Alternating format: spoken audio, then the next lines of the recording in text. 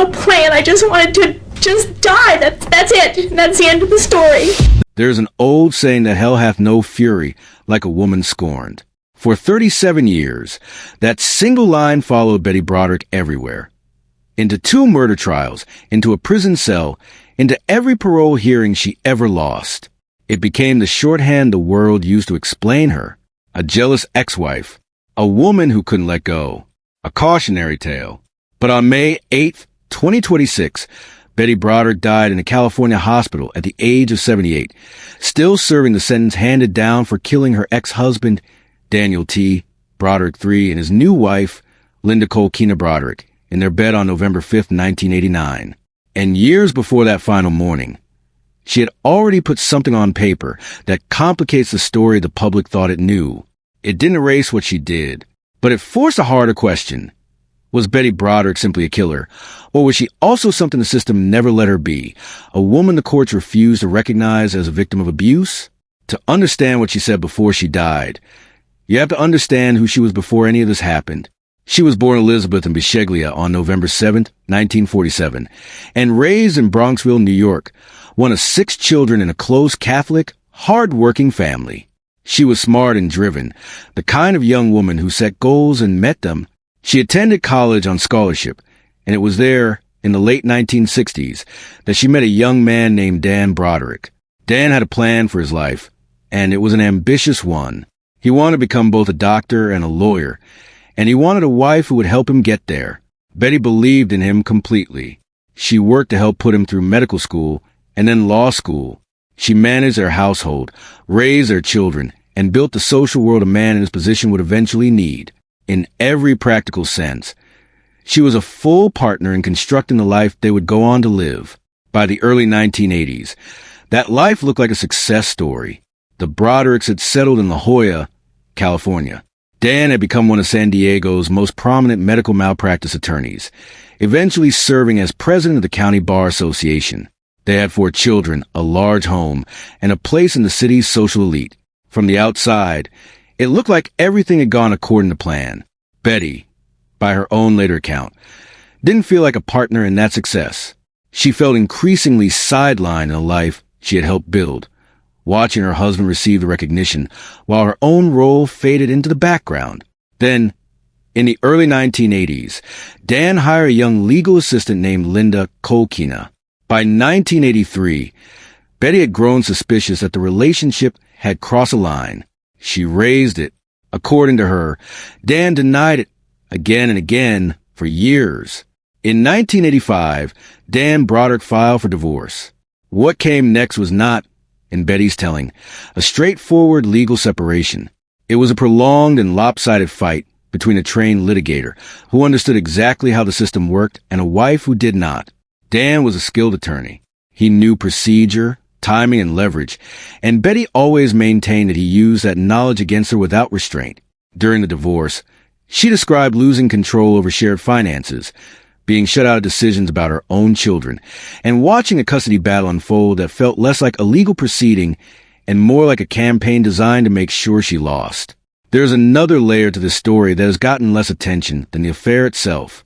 A San Diego real estate broker named Kimberly Dotsis spent 3 years combing through decades of public property records tied to Betty, Dan, and Linda, and corresponded with Betty by mail between 2020 and 2023 while researching a book on the case. Her research pointed towards something the public narrative had largely skipped past, that the fight over money, property, and control of shared assets may have driven the collapse of the marriage just as much as the affair did. In other words, this wasn't purely a story about betrayal.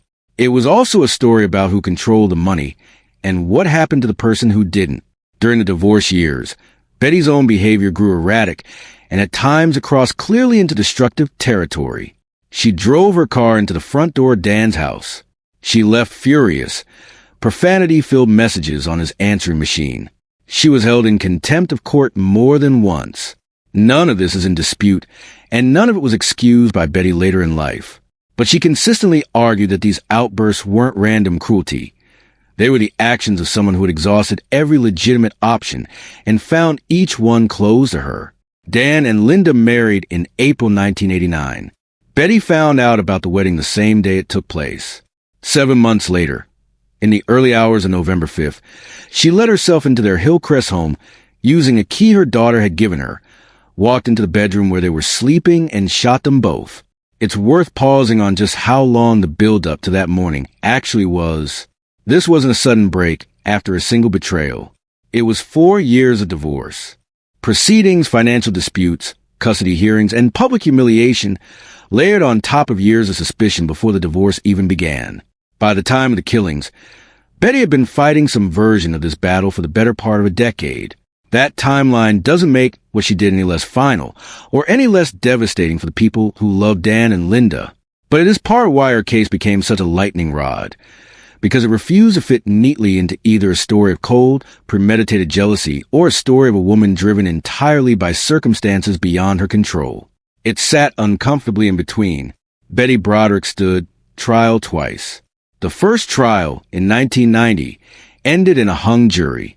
Jurors were deeply split. Some wanted conviction for first-degree murder. Others believed the appropriate charge was far lower, closer to manslaughter. That split captured the exact tension that would define this case for decades. Was this premeditated murder, or was it the final collapse of a woman who had been pushed past what she could withstand?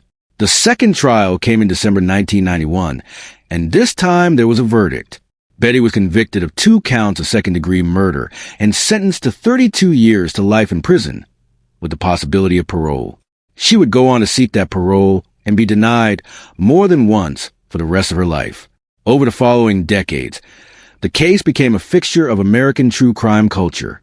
It inspired television movies, a Netflix miniseries told from her point of view, books, podcasts, and endless debate. Betty gave interviews from prison. She wrote. She called into radio programs.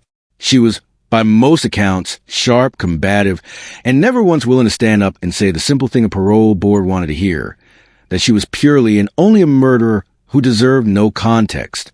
For some, that refusal was proof she was still dangerous. For others, it was proof that she genuinely believed to her core that she had been the one wrong first.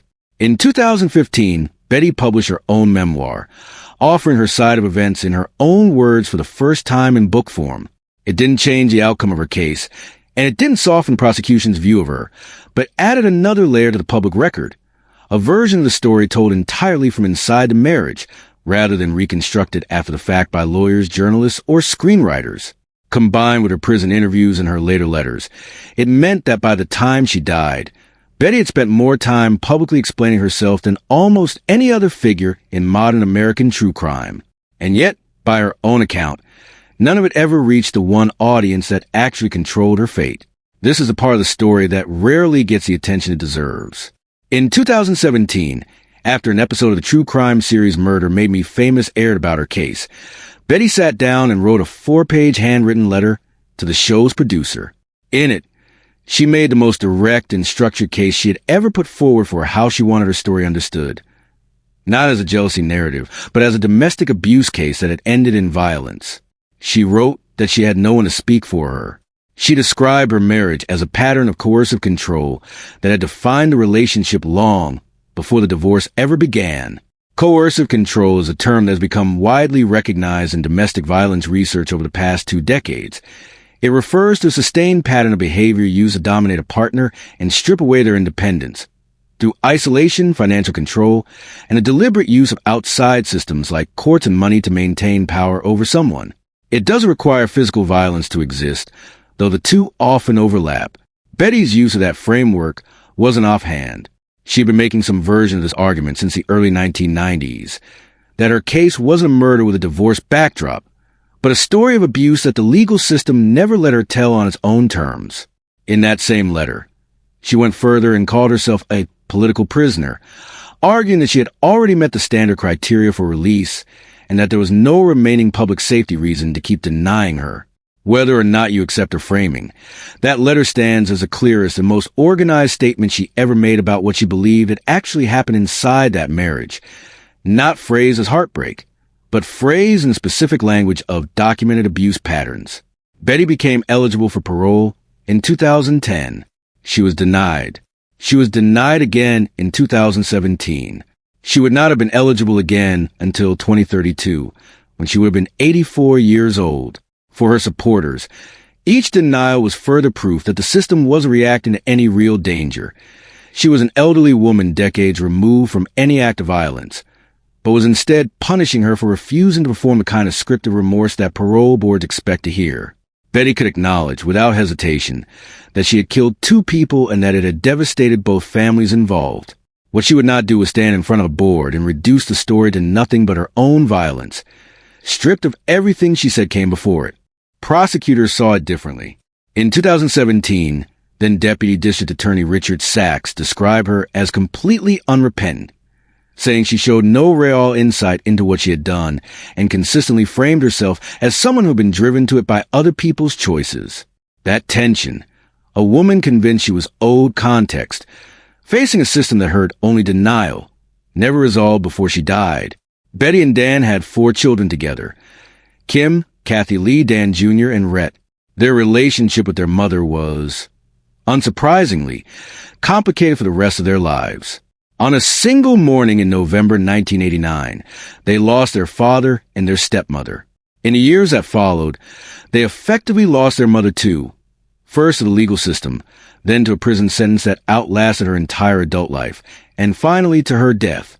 When Betty died, her children were with her. According to her son Rhett, 3 of them were physically at her bedside, and the 4th joined by video call. In a statement released afterward, the family said she had passed from natural causes and acknowledged that their relationship with their mother had been complicated for reasons that were, in their words, obvious, shaped by the fact that she had been incarcerated for more than 37 years of their lives. So what does the actual public record show? Separate from either side's framing, it shows a divorce that was genuinely prolonged and bitter. It shows Betty was held in contempt of court multiple times and repeatedly clashed with her own attorneys. It also shows that Dan Broderick was a wealthy, well-connected, and highly capable litigator navigating a legal process that gave him real structural advantages over his wife. The record does not offer a clean villain and a clean victim.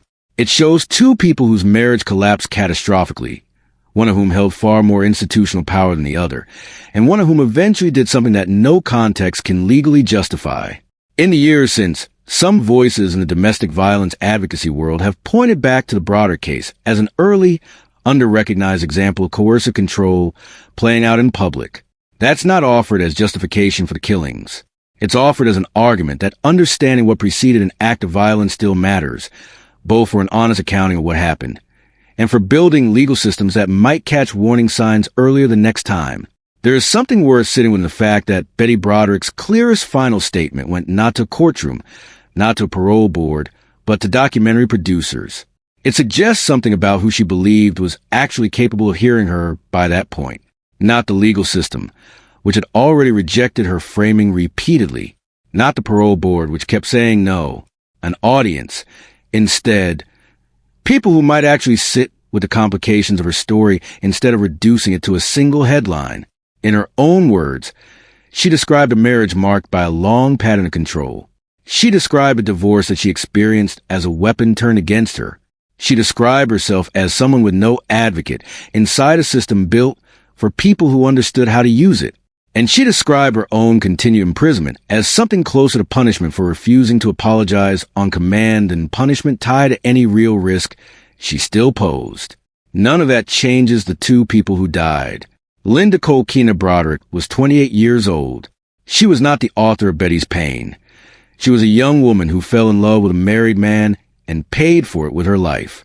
Dan Broderick's children lost their father in the most violent way possible.